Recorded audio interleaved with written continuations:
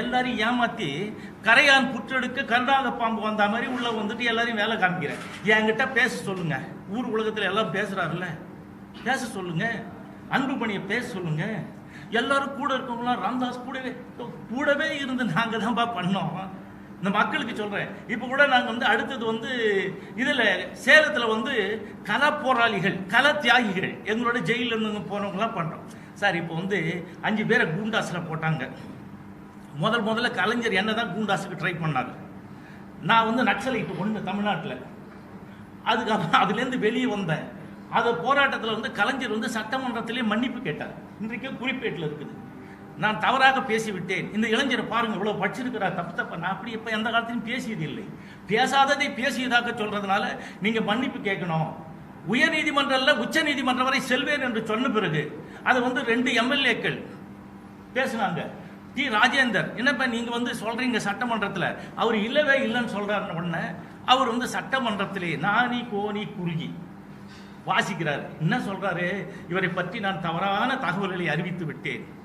இதுக்கு காரணமான காவல்துறையை சேர்ந்த சுருக்கெழுத்தாளர் உள்ளிட்ட 13 பேரை காவல்துறை சார்ந்த பணியிட நீக்கம் செஞ்சுட்டு விட்டுட்டாங்க. அதுக்கப்புறம் தான் 5 பேர் குண்டாஸ்ல போட்டாங்க. இந்த 5 பேர் குண்டாஸுக்கு தான் நான் வேலூர்ல இருந்து நடைபயணம் வந்தேன். வேலூர்ல இருந்து நடைபயணம் 40 கிலோமீட்டர் சார். ஒரு நாளைக்கு செருப்பே போட முடியாது, காலெல்லாம் வீங்கிடும். அது நடைபயணம். 23,000 பேர் வந்தாங்க என் கூட.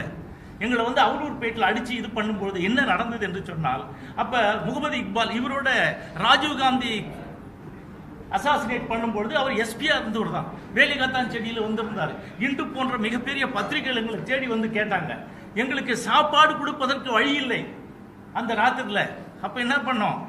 அந்த ஊர் மக்களை பக்கத்து ஊர்லாம் கூட்டி, நாங்க ஏற்கனவே பசி பட்டினிமா இருக்கிறோம், எங்களை அடிச்சு துன்புறுத்திட்டாங்க. அது அப்போ நீங்க மாட்டுக்கு கூழ் காய்ச்சி குடுப்பி வச்சிருப்பீங்க, உங்க மாட்டுக்கு வைக்கோல வேற ஏதாவது போடுங்க இன்னைக்கு தவிடு, எங்களுக்கு அந்த குடுங்க உணவா சாப்பிட்றோன்னு சொல்லிட்டு அப்படிலாம் கஷ்டப்பட்டவர் தான்.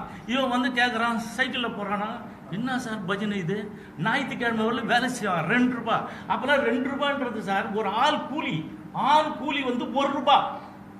ஒரு இவங்க பெண் கூலி 10 ஒரு டீ 6 பைசா. அப்படி இருந்த காலத்திலே நீ இவ்வளவு வாங்குவ ஏமாத்துறாய். நீ எதுக்கு ஏன் அப்புறம் இதை விட்ட? நீ வேற ஏதாவது சம்பாரிச்சது வழி இருக்கா சொல்லுங்க. நான் விவசாயம் பண்றேன், 1.25 ஏக்கர்ல இத்தனை லட்சம் கோடி சம்பாரிச்சிருக்கேன்னு சொல்றீங்களா? இது எந்த விதத்துல நியாயம்? அன்புமணி யாரு? அவர் எங்க வேலை செஞ்சாரு? அவர் 9ஆம் கிளாஸ் ஃபெயிலு. அதுக்கப்புறம் அங்கேருந்து கூப்பிட்டு இங்கே சென்ட் ஆன்ஸ்ல படிக்க வச்சு 20,000 ரூபாய் கொடுத்து மார்க்கை போட்டு, நான் பச்சையா சொல்றேன், எது வேணாலும் எடுத்து ரெக்கார்ட் பார்த்துக்கலாம் பண்ண